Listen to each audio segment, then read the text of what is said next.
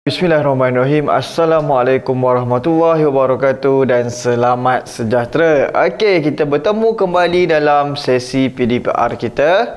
Okey. Sebelum ni kita dah belajar tentang darab wang. Okey, jadi hari ni cikgu nak sambung kepada operasi yang seterusnya iaitu bahagi wang. Okey. Bahagi wang seperti mana operasi-operasi yang sebelum ni adalah sama sahaja caranya, sama sahaja kaedah dia, bentuk lazim dia sama sahaja. Macam kamu buat untuk nombor bulat. Tetapi jika wang itu melibatkan sen, dia seperti kita membahagi perpuluhan. Mesti ada perpuluhan, ada sen. Okey, jadi tengok terus pada contoh yang pertama. Okey, contoh yang pertama, pembahagian satu digit.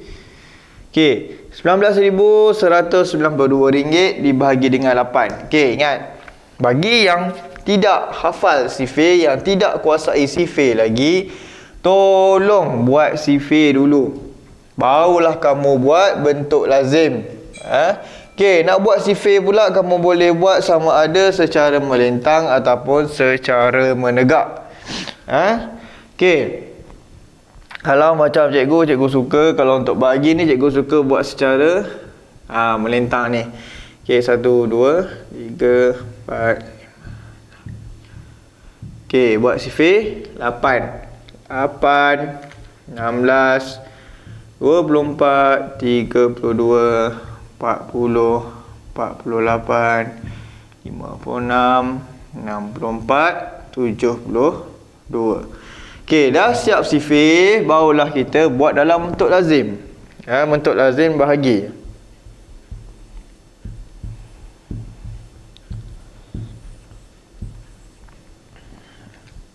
Okey, nak selesaikan yang mana dulu? Depan ataupun yang belakang?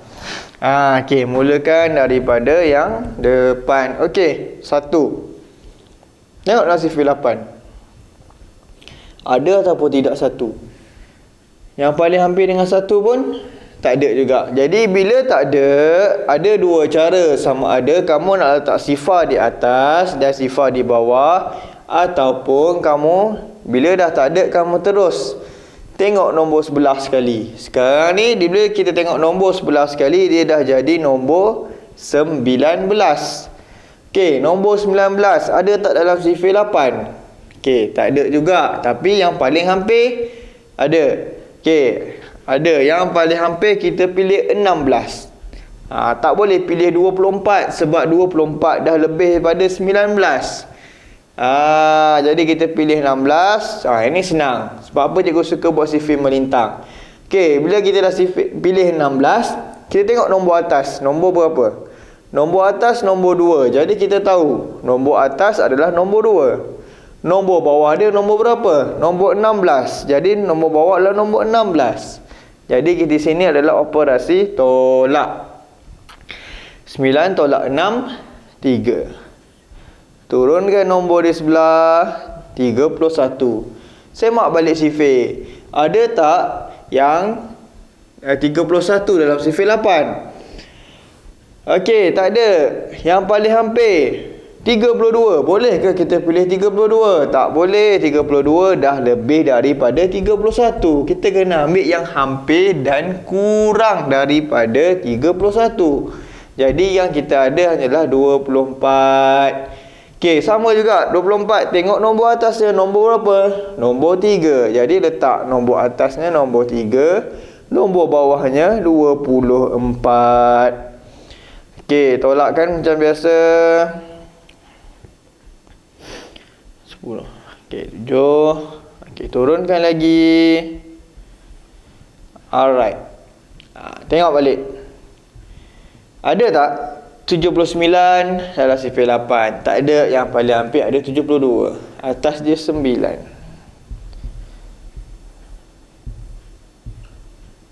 Turun 72.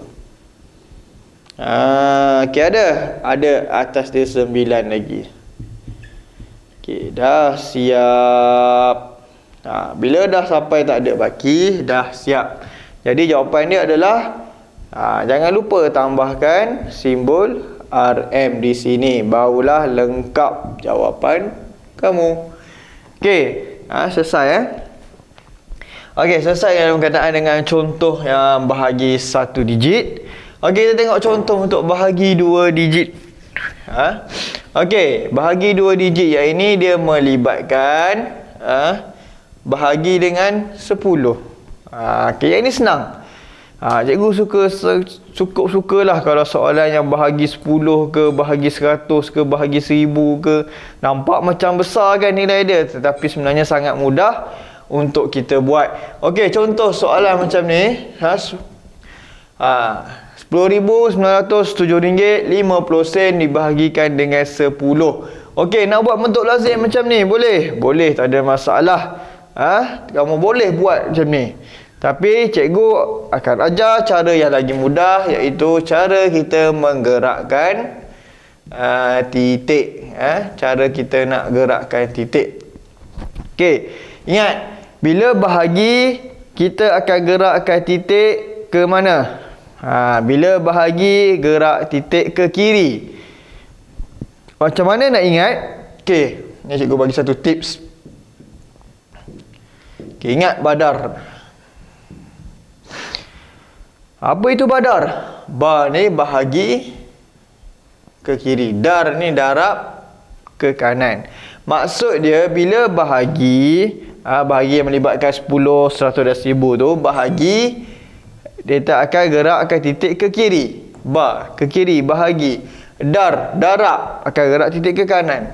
Okey, jadi sekarang ni adalah kita nak buat bahagi. Kita nak bahagi akan gerak titik ke kiri. Nak tahu gerak berapa kali? Tengok, kita bahagi dengan 10. 10 ada berapa sifar?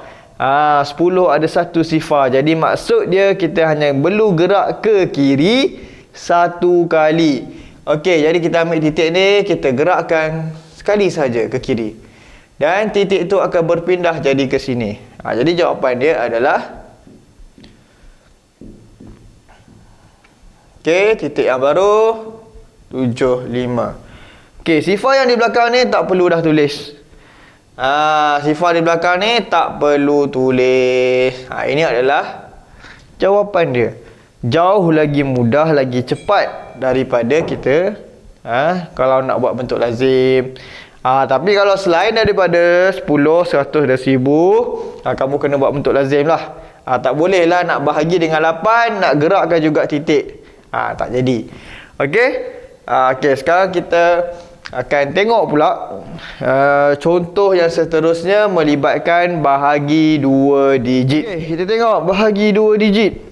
Okay, ingat, bila melibatkan bahagi mesti menggunakan sifir. Jadi bahagi dengan 2 digit ni tak munasabah lah kalau kita nak tengok, kita nak hafal sifir 23. Jadi apa yang kita kena boleh buat? Okey, cikgu dah pernah ajar sebelum ni. Kalau melibatkan 2 digit, kita kena buat sifir.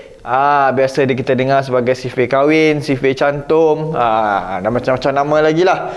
Okey, jadi kita buat dulu, sebelum kita buat bentuk lazim, kita buat dulu sifir 23 supaya senang nanti kita nak buat jalan pengiraan. Okey, jadilah sifir 23. Macam mana kita nak buat? Okey, ingat balik. Okey, sifir 2, sifir 3, sifir 23. Okey, selesaikan dulu sifir 2. 2, 8, 10, 18. Okey, ni 1, 2, 3, 4, 7, 8, 9. Okey, selesaikan sifir 3 pula. Good.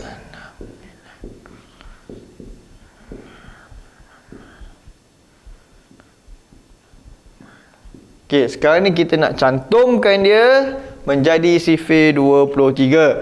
Cikgu harap semua masih ingat lagi lah cara untuk buat sifir cantum ni. Okey, 23, 4 dan 6, 6 dan 9. Okey, ingat nombor belakang ni, nombor akhir ni adalah sama. Jadi kita boleh salin dulu. 2, 5, 8, 1, 4, 7. Okey, yang ada nombor selebihnya lepas kita dah salin kat tepi ni, kita tambahkan sahaja. 8 tambah 1, 9. 10 tambah 1, 11. 12 tambah 1, 13. 14 tambah 2, 16. Okey, 20. Siap sifirnya. Okey, selepas dah siap sifir, barulah kita boleh jadikan dia dalam bentuk lazim untuk kita selesaikan. Okey. Okey, RM.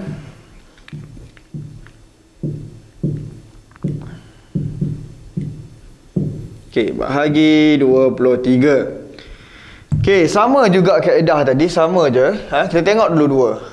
Dalam sifir 23 ada 2. Tak ada lah kan? Okey, jadi kita tengok pula nombor sebelah. Kita ambil sekali nombor sebelah, jadi 28. Okey, sekarang kita tengok dalam sifir. Ada 28. Okey, tak ada. Yang paling hampir ada 23. Okey, 23 berapa? 1. Okey, kita tolak. Okey, 57. Tengok balik sifir. Ada 57. Okey, tak ada. Yang paling hampir kita ada 46. Berapa? 2. 7, 6, 1. Okey, sama juga. Tengok lagi sifir. 115. Oh, ada. Jadi, 5. 5.